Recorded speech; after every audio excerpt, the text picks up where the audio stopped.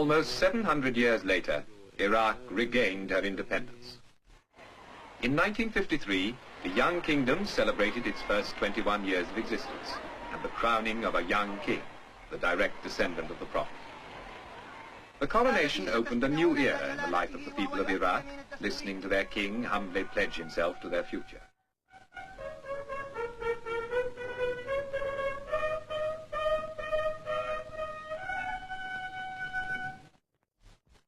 أقسم بالله أنني أحافظ على أحكام القانون الأساسي واستقلال البلاد والإخلاص للأمة والوطن.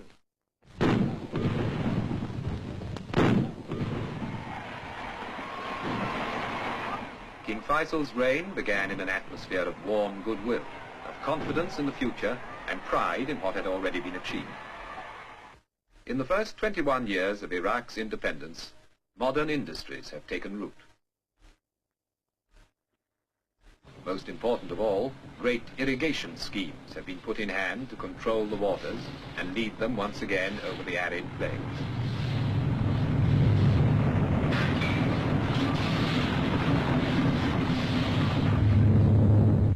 Iraq's other great natural wealth is oil, untapped until this century. But now her oil fields are being continuously developed, and the revenue from this new wealth is being used to create more wealth for the betterment of the country.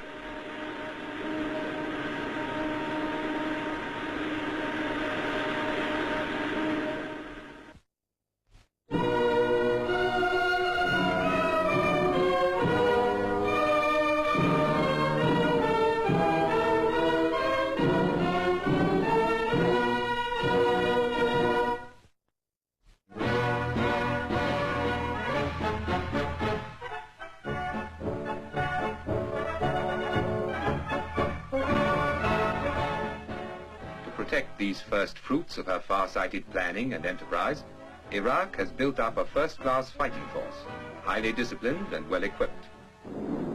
Water is flowing once more, flowing from the rivers back onto the land, making the desert green again.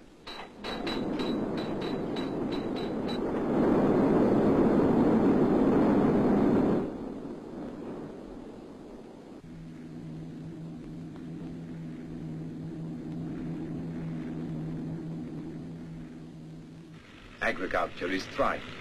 Modern machinery and new techniques promise new prosperity. The face of the land is changing.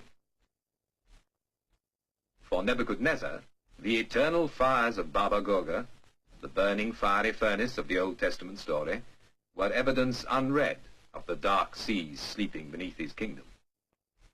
Today, her revenues from oil are helping Iraq to lay the foundation for a new standard of well-being for all her people.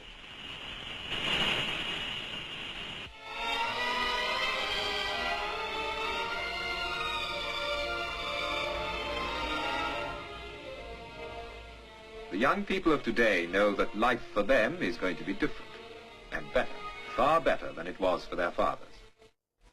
Their fathers had to tramp for miles through the dust of summer and the winter's mud to the few primitive schools of their day.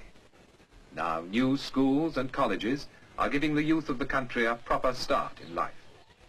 When you see these young girls in their Western clothes, so assured and confident, you're inclined to forget how surprised their mothers would have been at the idea of training for jobs their daughters take in their stride, jobs they thought that only men could and should do.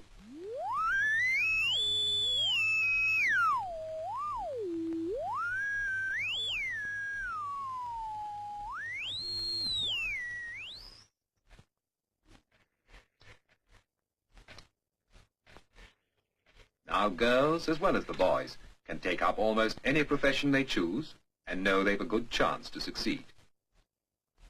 For all these young people now, there is the chance of a good education and of good health, the primary needs of any people.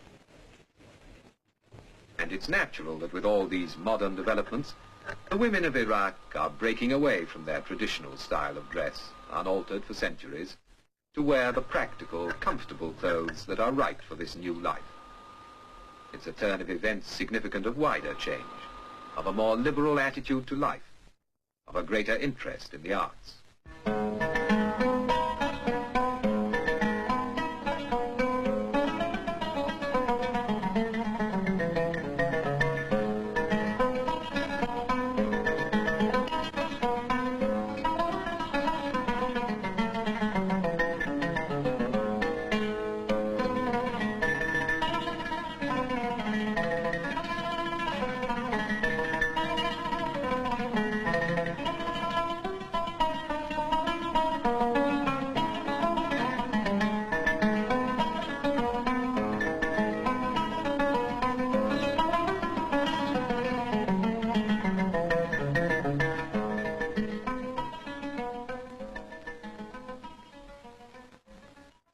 ageless Iraq. A new country, but one that hasn't forgotten the glories of its history. A country that is now emerging from the shadows of its past to a future bright with promise, ready to inherit its true place at the center of the Middle East.